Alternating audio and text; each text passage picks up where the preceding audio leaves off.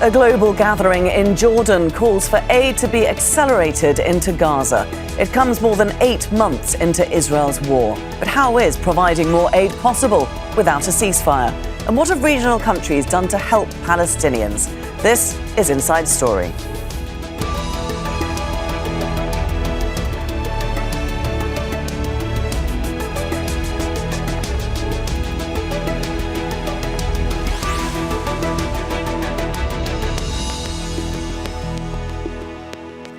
Hello there and welcome to the programme. I'm Laura Kyle. Israel's war on Gaza has killed tens of thousands of Palestinians and created a humanitarian disaster. A conference in Jordan saw a push by world powers to get more aid to those in need, but a major relief effort will likely depend on a ceasefire and an end to Israel's blockade of the Gaza Strip. So, could regional powers be doing more to help? And how serious are the latest proposals for a ceasefire? We'll present these questions and more to our panel in just a moment. First, this report by Mhanna. Jordan and Egypt organised the biggest gathering yet, aimed at coordinating a humanitarian response to the war on Gaza. There was a consensus that aid must flow, but that the only way to end the crisis is a ceasefire. Excellencies, the horror must stop. It's high time for a ceasefire, along with the unconditional release of hostages. Please raise their hand. A U.S. ceasefire proposal recently got the backing of the UN Security Council. Hamas wants amendments, but says it's engaging positively with the plan. Israel hasn't publicly accepted the proposal, but its U.S. allies say it is on board. When I met Prime Minister Netanyahu yesterday in Israel, he reaffirmed his support and his commitment to bringing this proposal across the finish line. As negotiations drag on, the people of Gaza are suffering. More than 37,000 have been killed, and there's famine in many areas. Israel is blocking aid supplies and is widely accused of using starvation as a weapon of war. It is necessary for Israel to end the state of siege and stop using the weapon of starvation to punish the people of the Gaza Strip, and to remove all obstacles to the immediate, sustainable and adequate access to humanitarian and relief aid to the Gaza Strip from all crossings.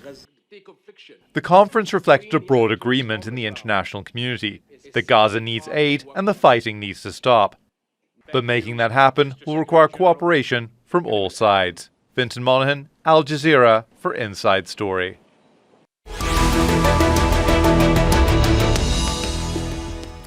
Well, let's bring in our guests now. And in Deir al-Balah in central Gaza, Hisham, spokesman for the International Committee of the Red Cross and Red Crescent. In Amman, Jordan, Tahani Mustafa, senior Palestine analyst at the International Crisis Group.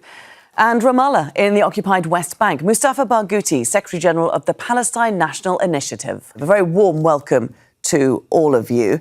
Tahani, everyone in Jordan agreed that more aid must get into Gaza. But the question is, how does that happen? Well, that's right. At the conference, there was the emphasis on the need for more aid given the dire humanitarian situation there. We heard King Abdullah talk about how Jordan would commit to more airdrops, the need for some kind of land corridor to guarantee the entry of more sufficient aid, which is what we have not been seeing going into Gaza. But again, this is really two Arab states, Egypt and Jordan, that are playing a very delicate PR game in terms of the logistics, in terms of the actual operational elements to make all of that possible. I mean, none of that was really substantially discussed.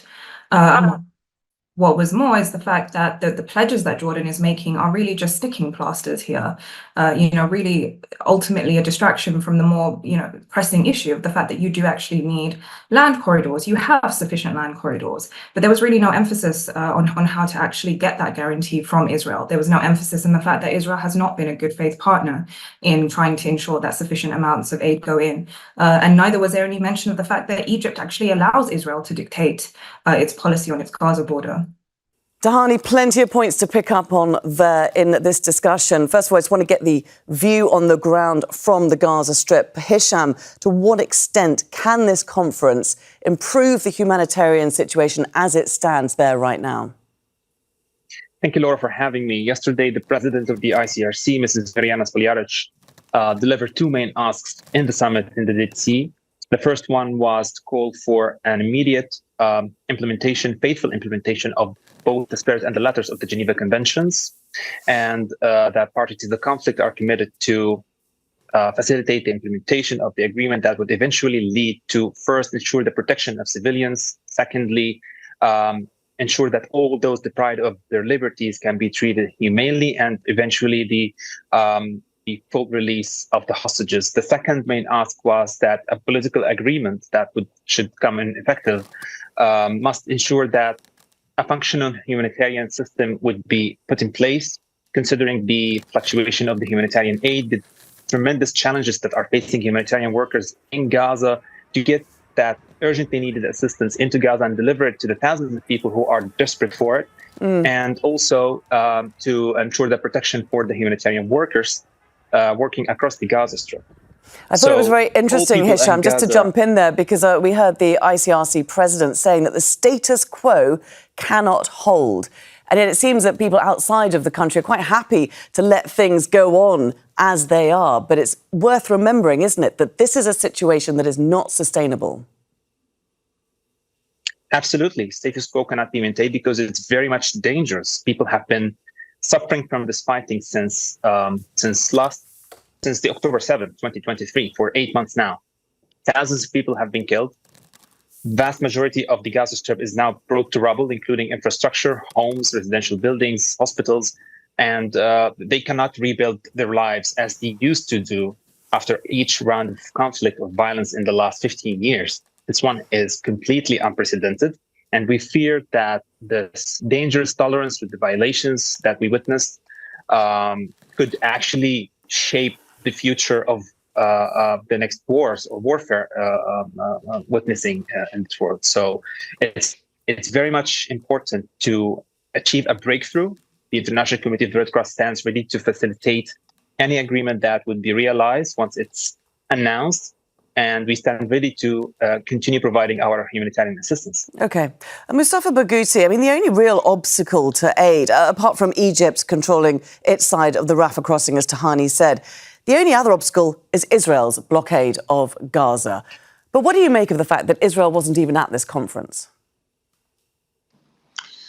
Well, of course, the main problem is Israel, not anybody else. And the main problem is that Israel is continuing this terrible war, these terrible massacres, this terrible genocide against the Palestinian people. And the first thing that one has to say is that there is no substitute to land passages. All these talks about airdrops and this port that there are so many question marks about will not solve the problem. The only way to get aid to Gaza is to lift the siege and allow all the land passages from Jordan and from Egypt to work. And the one from Egypt would not be able to work as long as the Israeli army is occupying the passage and occupying the Rafah crossing. But more important, in addition to that, even if all land passages are working, this will not alleviate the problem. The problem will not stop getting deteriorated unless there is a complete and total ceasefire, unless Israel stops this terrible war. We are talking here not only about the fact that there are 47,000 Palestinians killed, if you include the 10,000 who are under the rubble, and with no less than 16,000 children probably, and more than 84,000 people injured, many of whom will not be treated because there are no medical facilities left since Israel destroyed most of them. But in addition to that, even the land passages will not solve the fact that there is no water supplies, no clean water. One of the problems we have, our medical teams at Medical Relief has to deal with, is that we have a huge number of people now with infectious hepatitis, an epidemic that spread because of lack of clean water. We have to deal with 1.3 million people who are sick now with gastroenteritis, with other problems, and with many people who are suffering from starvation. There are at least 35 children who are just about to die because of starvation, because of lack of baby milk, because of lack of support to their families. So I don't think the solution will happen unless the world community exercises immediate sanctions on Israel. Okay. To force Well, it to before we go accept there, the Mustafa, before we go to that, let's look at the ceasefire prospects, because just before we were going to record this programme, we did hear from the US Secretary Antony Blinken, Secretary of State of Israel, the US Secretary of State Antony Blinken in Qatar, alongside the Qatari Prime Minister. They were speaking because they are looking to bring both sides back to the table, talking about Biden's ceasefire proposal. The Qatari Prime Minister said that he senses a shift in the conflict. Tahani, do you agree that there is a shift right now in the conflict and that a ceasefire could happen relatively soon? Unfortunately, I don't share that optimism. I think at the moment we are still facing two sides that have two mutually exclusive demands here. Hamas want to see the withdrawal of Israel from Gaza. They want to see a total cessation of hostilities, a permanent ceasefire before all other conditions can then be worked out. On the other side, you've got Israel that is still going full maximalist in terms of its objectives of destroying Hamas, not just militarily, but as an administrative body, a political, social entity, which, so far we know it has not been able to qualify. Where Israel has claimed to destroy Hamas, it has managed to reestablish itself as both a military entity and as an administrative body. So unfortunately, I think it's very unlikely that we're going to see a ceasefire anytime soon. It's completely unrealistic. And we've even seen that in terms of Israel not even being able to actually, we've seen Hamas come out and say that it's willing to accept that proposal on the condition that it gets serious guarantees from either Israel or its US mediator, but we haven't seen anything similar from the Israeli side. If anything, we've seen statements that have completely undermined this proposal. Well, Tahani, let me put it to you then. If you don't see a ceasefire on the horizon anytime soon, and Israel is not at the table when talking about an urgent need to an increase of humanitarian aid, what is the point of having a conference like we had in Jordan? This is two Arab regimes that are dealing or playing a very delicate PR game here at home. Jordan the Jordanian regime itself is in a very precarious situation. On the one hand, it has tried to balance its rhetoric with regards to this war, its image in terms of providing things like airdrops and aid and medical convoys. But at the same time, the fact that Jordan has been able to provide, in some ways, some diplomatic cover for what Israel has done in Gaza, the fact that it is still, in many ways, engaging in economic and security ties with Israel, has not been lost on its population at all. And this is also coming against the backdrop of a time where the Jordanian regime, even prior to the 7th of October, was in a real precarious relationship with many Jordanians. And so this really is just a matter of public posturing. And the same thing with Egypt. Egypt is, again, in a very, very delicate situation here, where public sentiment at home is just simply not gelling with Egypt's foreign policy. Hisham, I want to pick up on what is actually happening inside Gaza, because we saw the Rafah crossing closing about a month ago, and that blocked off an enormous amount of aid and really made delivery of aid across the Gaza Strip incredibly difficult. How now does it get in, and how is it distributed throughout Gaza? Thank you for this important question. Since the start of the Israeli military operation in Rafah on the 6th of May, we have witnessed a significant decline in the amount of humanitarian aid entering Gaza and eventually reaching the people in need, especially after closing the Rafah crossing, which was the main gateway not only for the humanitarian aid that's entering Gaza via trucks, but also with the humanitarian workers, including surgeons, doctors, nurses, and specialists, and the infrastructure. It also prevented many casualties and patients who were entitled to receive medical treatment abroad because it's not available in Gaza, and they are now in a much vulnerable situation. So they are actually facing the imminent risk of losing their lives because they are not receiving that treatment. Also, we are receiving reports coming from northern Gaza Strip that people are still struggling with finding sufficient amount of food, and they are sleeping on empty stomachs. This has tremendous impacts on their healthcare and their well-being as well.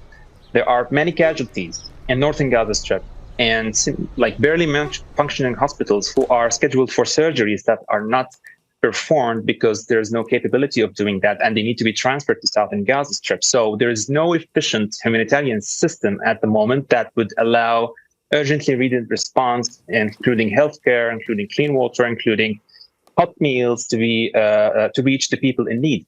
And this has to change immediately, not just in the framework of a political agreement, but this is more of a legal obligation on parties to the conflict. And Israel, as occupying power, must ensure that civilians reach all necessities that are needed for their own survival, including food, including water, including healthcare, and on top of all, safety and security. In addition to that, humanitarian workers have been living and facing what the majority of the people are facing in Gaza. Our ICRC staff members are living literally in tents, and they are challenged with the daily challenges that are faced by facing the whole population. Yet they show up every day to work, but as the ICRC president mentioned yesterday, the entire humanitarian system is being pushed to a point of collapse if there is no breakthrough foreseen in the very, very near future. Mustafa, when you look at what can be done, we know that Israel has taken control of the Palestinian side of Rafah. It's also taken control of the Philadelphia corridor, this buffer zone between Egypt and Gaza. Now, that was a red line for Egypt. So why haven't we seen Egypt act on it, put more leverage on Israel? Well, I don't know what the Egyptians should do, but it's not just Egypt. I think it's the whole world that is not doing what it should do. Let's remember that the ICJ, the International Court of Justice, decided and made a resolution or an order, and as a matter of fact, to Israel to stop the military operation in Rafah. This was never fulfilled. Israel continues the attacks on Rafah, and they continue the attacks in the north, and they continue the attacks in the center. There is no safe place in all of Gaza. And as I said, as long as this war continues, this humanitarian situation will continue to deteriorate. And that's why I think now we have to look at the real picture. I think Hamas has accepted the UN Security Council resolution. They've even accepted practically Biden's proposal, which he claimed was an Israeli proposal. It is Israel that did not accept them yet. And if we look, sorry, I just want to jump in again, Mustafa, because if we zoom in a little bit on the region, yes, the world has failed to take Israel to task, but one would expect more of the Arab nations in particular, because they stand on the side of the Palestinians. But what exactly have they done to help them? In my opinion, all Arab countries and all Islamic countries should start by imposing immediate sanctions on Israel. And this call for sanctions should go also worldwide. But yes, it is the responsibility of the Arab countries and Islamic countries in particular, who are the brothers of the Palestinian people and who say that they are supporting the Palestinian cause, to start by themselves. In my opinion, Netanyahu will not stop without sanctions. He will not stop because his goal and his aim is to extend this war till maybe the end of the year, hoping that Trump will be elected, and then he will get much more support from the United States of America. And he has to be stopped. And he can be stopped only by imposing sanctions on him or threatening him with sanctions. Okay. But this whole humanitarian terrible crisis will not stop unless the ceasefire is there. But let me just one last point. It is very important to clarify that the Palestinian side accepted the UN Security Council resolution and engaged in negotiating about it. It is the Israeli side that still rejects it. Absolutely. I mean, we'll have to wait in the coming days to hear more on the Israeli response to that ceasefire. Tahani, I just want to pick up on the sanctions issue. So far, we've only really seen Turkey taking action against Israel, cutting some of its trade or most of its trade with Israel. Why are we not seeing Jordan doing that? Why are we not seeing Egypt doing that, or the Gulf nations? Why so little action? I mean, these countries are very dependent. If you talk about Jordan and Egypt, these are countries that are entirely dependent on primarily Western aid. They simply don't have the capacity to take a stance, even if they could.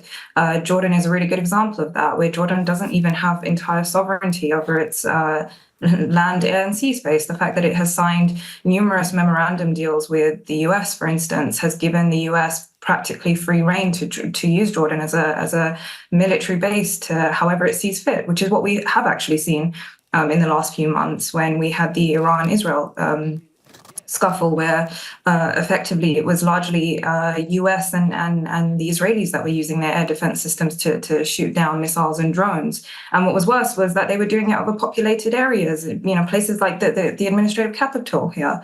That has not been lost on their populations. The fact that these countries have absolutely no capacity to take a serious stance. If anything, in some cases, countries like Jordan and even Egypt had provided the diplomatic cover very early on when you had the Arab League trying to take a resolution of cutting all economic, diplomatic, and security ties with Israel. It was these countries that had normalization deals and were also dependent on Western aid that blocked that resolution at the start of this onslaught. And since then, they have not tried to leverage any of their normalization deals to try and push for anything positive for the Palestinians in the last 8 months.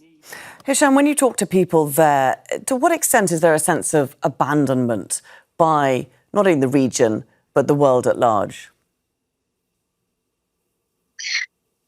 You can hear that in every moment you interact with anyone in Gaza, despite their age, their sex, their background.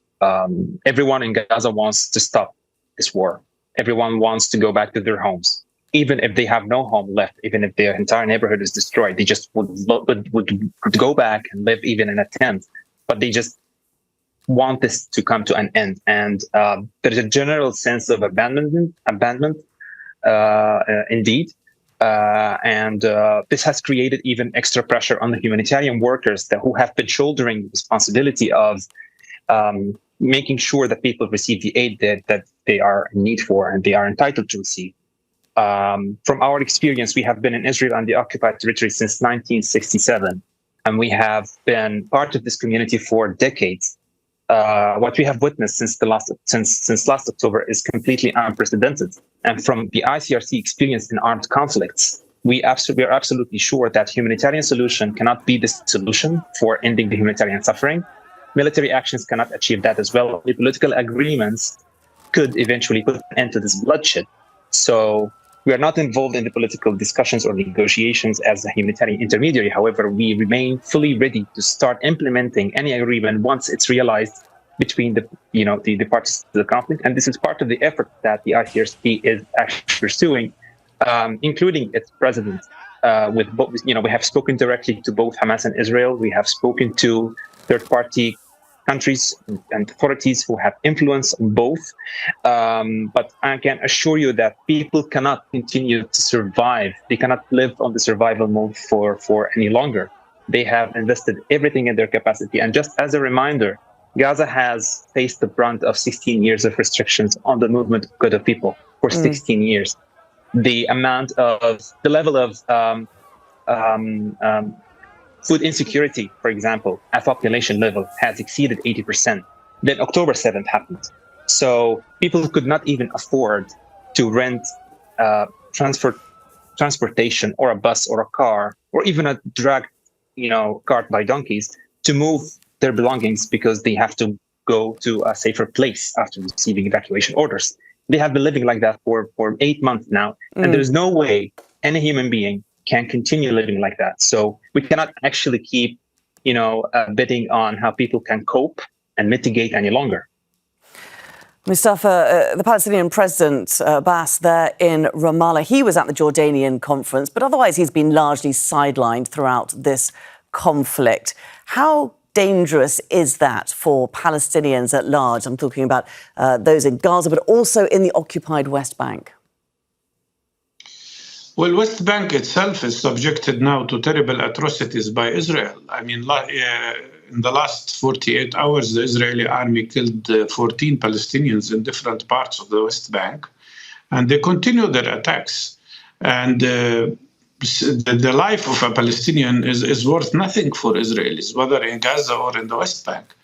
But the Palestinian leadership is also facing a grave challenge because Israel and the United States of America, to some extent, and some other countries, are trying to take away from Palestinians their right of self-representation.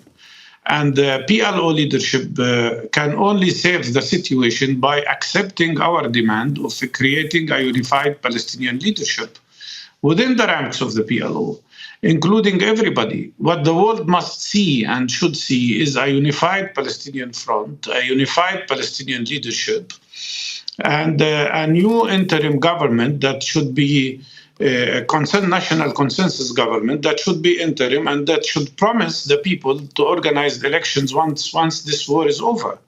One of the very most important issues here is that the Palestinians have the right to choose their leaders freely and democratically.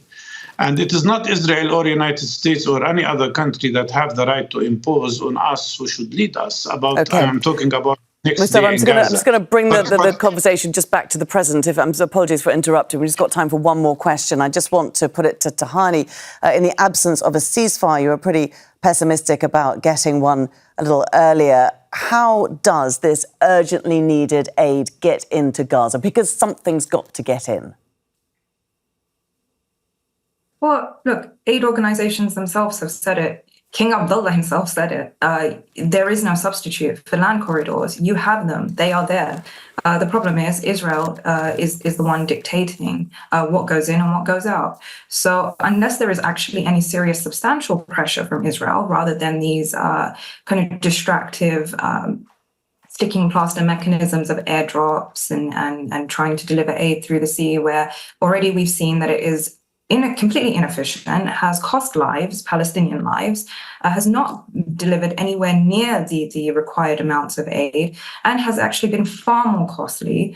There really is no substitute to that. There really needs to be pressure on Israel here. There needs to be some sort of concerted international effort to get Israel to allow sufficient amounts of goods, to go in through existing land crossings. OK, there we have to leave our discussion today. Many thanks to all our guests for joining us, Hisham, Mhanna, Tahani, Mustafa and Mustafa Barghouti.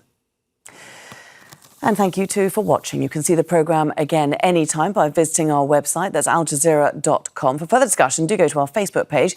That's facebook.com/AJ Inside Story.